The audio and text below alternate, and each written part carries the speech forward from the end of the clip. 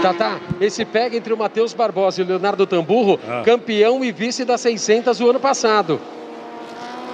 Ok, tá bom. Então é uma briga que vem de tempos, diz o Alexandre Eiras nessa imagem do drone que está colocado aqui no Autódromo de Interlagos. Confirmando a informação que o Fausto Macieira trouxe, o Eric Granado 1:36.206, média horária de 161,242 quilômetros horários, faz a volta mais rápida e já vai abrindo um temporal. A briga vai ficar para esses dois nesse instante. A moto de número 260 é o Matheus Segura.